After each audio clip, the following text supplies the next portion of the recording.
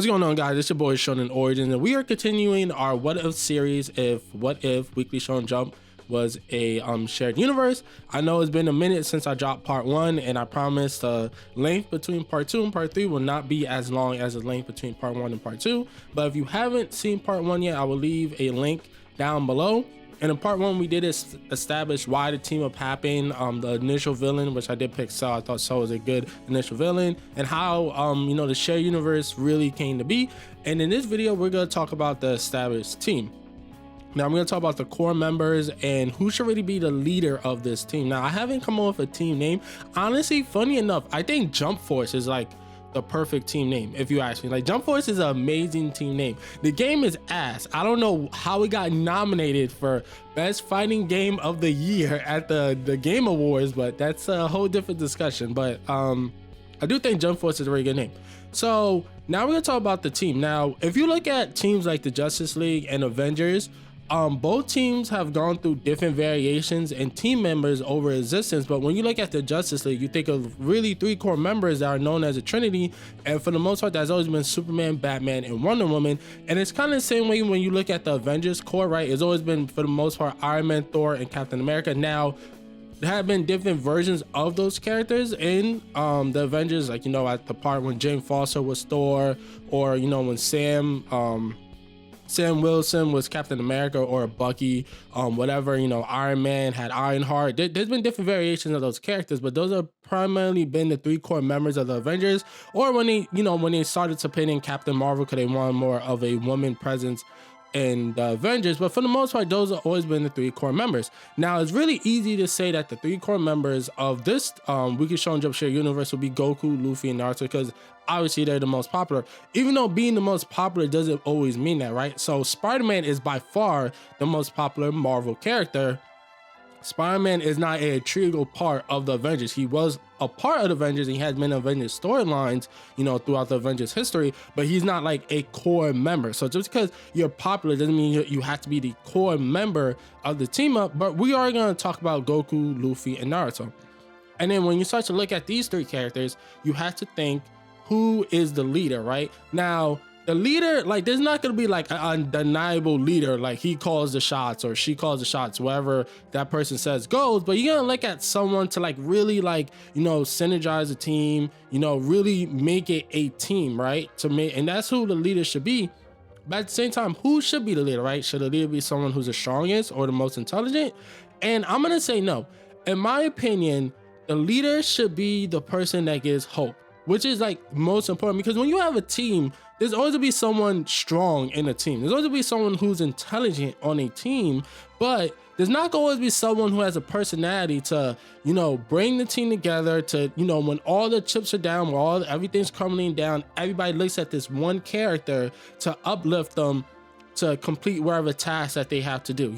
That's not something that every team member could have, but a bunch of people could be smart and a bunch of people could be very strong, right? So when you look at Goku, right?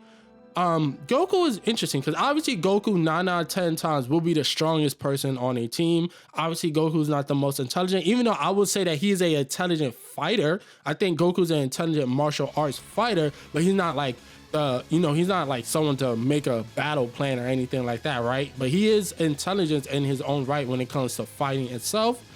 But does Goku give hope? And that's very interesting to say, right? Because there's been many parts in Dragon Ball where everything was relied on Goku, right? But is that because of Goku's personality or because he's the main character? If you look at the Saiyan saga, right? The Z fighters were waiting for Goku to come back from being trained from King Kai to help them against Nappa and Vegeta. In the Namek saga, they were waiting for Goku to arrive on Namek. Even in the Cell games, even though Goku wasn't like the main focus during the Android/Cell saga, when the Cell games initially started, everybody thought Goku would be the one to defeat Cell, even though it ended up being Gohan. But once again, is that because of Goku's personality, right? Do the Z fighters look at him and say, that's the person, like when all the chips are down, that's gonna be the person I'm gonna rely on to uplift everything? Or is it because he was just the main character of Dragon Ball, so basically it's his job to beat the main villain? You know what I'm saying? So you gotta look at it this way. And I will say, I don't think Goku's really that character. I don't look at Goku as like a symbol of hope. And when I talk about a symbol of hope, I'm gonna use like Superman, right? For example, even though, you know, 9 out of 10 times Superman is the strongest person on the team, he does signify hope, right? You know, that's what Superman's there for. Like, Superman is the light of the DC universe, while Batman's like the dark side of the DC universe, right? Or you could look at Captain America in Marvel, right? Captain America is not the smartest, or he's definitely not the strongest, but he's the one that everybody looks for when things are going down, to like come up with a plan, or to synergize everybody, to round everybody up, to form this team to complete this task. That's what Captain America is. And when you talk about on the manga side, right, when you talk about Weekly Shonen Jump, you could look at All Might like that. All Might from My Hero Academia has a lot of those traits, right? All Might is a face of heroes. All Might is a person that makes everybody want to be a superhero. All Might is the one where you see the good in everybody when you look at All Might. That's a symbol that All Might carries in My Hero Academia, and that's what I'm talking about, symbol of hope. And then you look at Luffy, right? Luffy as a character, right? So Luffy is a great leader. Obviously, he wouldn't be this far in One Piece with his pirate crew if he wasn't a great leader. Now, I don't think you look at Luffy as some type of symbol of hope. Now, Luffy gets things done, right? Luffy definitely gets things done, and he could definitely form a crew, obviously, because he has his own pirate crew. But I don't think he's like that symbol of hope, right? Like, say if you weren't a part of Luffy's, you know, pirate crew, would I look at Luffy as like the one I can rely on to like, when things are going down, I look at Luffy and I see him, and you know, it brings up, you know, it empowers me to keep on continuing, to keep on pushing? Is Luffy really that character? It's hard to say. I think you can say yes and no when it comes to Luffy, but I'm gonna lean more on no. Let me look at Naruto. Now, Naruto is interesting because 9 out of 10 times Naruto will be the strongest. Naruto is not the most intelligent character, right? But when you look at the Ninja Alliance and like the final arc of Naruto, Naruto is definitely the vocal point of aligning everybody, the whole ninja world, right, to go against Obito and Madara, right? He was the main vocal point of that. And not only that, he's the main vocal point going forward to why the Naruto world, for the most part, when it comes to the ninja villages, are at peace right now. He's like that symbol of peace and hope. And a lot of people in his village look up to, like, Naruto is looked up upon, right? You know, a lot of characters in Naruto, they look up upon Naruto. You know, he's the one, like, talk no jutsu. That's just not a meme. That's a real thing, bro. He will literally talk somebody into backing down, you know?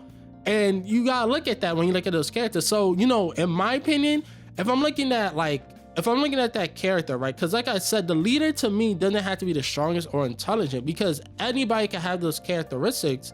There had to be someone who could really galvanize the troops. And I look at, like, I don't think that's Goku at all. Luffy is 50-50, but I completely see Naruto like that. Now, it doesn't have to be Goku, Luffy, and Naruto. I'm just using them as a prime example because everybody knows who those characters are, right? It could be something like All Might could be the leader of the team. Like I said, All Might is basically like the manga Japanese version of Superman, right? And Superman is literally that character. Superman, the S on Superman's chest doesn't represent, well, I guess you could say it represents Superman, but it represents hope from and Krypton from the L family. So that's Superman's whole character, and you could definitely make that argument for All Might, right? Especially because My Hero Academia does take a lot of pointers from westernized comic books in the first place, right? So you could definitely say that, but like if I'm looking at Goku, Luffy, or Naruto, definitely I think Naruto fits that mold more. But at the same time, while you do have those characters that bring hope, you also need those characters who get things done. And they have a kind of by any means characteristic to them. And when I talk about characters like Batman, for instance, right? Batman is not, I wouldn't call Batman an anti-hero. I wouldn't go that far, but Batman doesn't mind getting his hands a little dirty. Obviously, Batman does not kill because, you know, that's one of Batman's rules, even though it's a silly rule for the main point, but it's one of his rules. He doesn't kill, but, you know, he'll break somebody's arm if he needs to. He'll drop somebody off of a building, acting like I'm gonna kill you, but I really don't at the end, just so I can get information from you. Yeah, I know I'm using a lot of like DC and Marvel references, but that's because those are the biggest shared universes when it comes to like the comic book world, and I said that in the previous video. But look at what Batman did. There's a DC story called the Tower of Babylon. What Batman had, he had a contingency plan to be able to defeat every single Justice League member if he needed to, because Justice League members are just that strong. So just in case they turn evil, he has a way of defeating them. Now, a villain named Vandal Savage learned about those plans because he's been around for 100 years. So he already knew who Batman was. He already knew Batman was Bruce Wayne. So he snuck into the Batcave. He got the plans, and he kind of changed up the plans so where he could actually kill the heroes rather than stop them. And when the Justice League, when they came to Batman, they were like, yo, why would you have these plans in the first place? He was like, because you dudes are like gods, right? You guys are gods. So if any of you guys just flip the switch at any single time, the whole world could be in danger. And if you guys don't have a plan to stop me, you guys are idiots. And that's one of the dopest things Batman ever did. But my point comes to saying, like, yo, Batman, he's like more of that like by any means type of character. And I look at Iron Man the same way, right?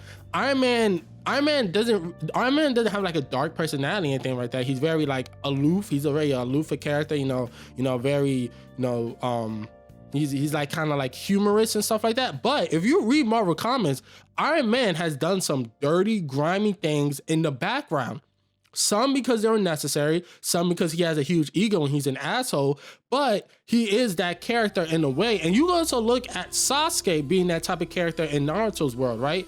Sasuke was willing to kill every single Kage just because he wanted the Ninja Alliance to combine, to stay aligned, so that maybe they could go towards him going forward. So there's no ninja wars between the tribes. Naruto had to beat the crap out of him to let go of that notion, but he was willing to do that. And he's still willing to do that. He's not willing to stay in the village. He's willing to go, find things that are a danger to the ninja world. He's that shadow side. While Naruto is the light, you will say Sasuke is the shadow. Like Naruto is the light Hokage. Well, I will argue that Sasuke is the Hokage in the shadows, right? And you could say the same thing with Vegeta, right? Vegeta is not as kind-hearted as Goku. Vegeta will, if he sees you as a threat, he will kill you. He's not gonna mess around. He will kill you instantly. And you need that type of character. Obviously, you also need the intelligent character, maybe like the gadget character. I do see like a character like Bulma really fitting into that, right? When you look at the Oracle in the DC universe, Barbara Gordon, she's the one that gets the intelligence for Batman and stuff like that. You could definitely see Bulma doing that, coming up with the inventions, stuff like that. Bulma would really fit into that very well. So you start to form this team and you kind of see where everybody stands. But at the same time, you also need to classify heroes, right? Where do heroes stand in the spectrum of the universe? And when I mean that, like, for instance, right, Spider-Man is a street hero. Obviously, Spider-Man has fought in universes and done global things, but if you ask any Spider-Man fan, his best stories is when he's fighting the home villain in Queens or whatever in New York. That's Spider-Man's thing. It's the same thing with Batman. Batman is a Justice League member. You ask any Batman fan, his best stories is when he's in Gotham fighting crime. They're street level heroes. And you kind of see the same thing with Weekly Shonen Jump, right? And that allows you to really pit them with other heroes that are within their same group, right? Like, for instance, My Hero Academia, they are superheroes at their core. You could argue that they are street level heroes, right? Now, obviously, they could fight things on a global scale. I want to pit them as cosmic, right? I would really lead that to like Goku and Vegeta. Goku and Vegeta are cosmic heroes, right? Goku and Vegeta are not street level heroes, right? They're not fighting the daily crime within their city. They're doing things that involve the world, or even at times that involve the whole universe.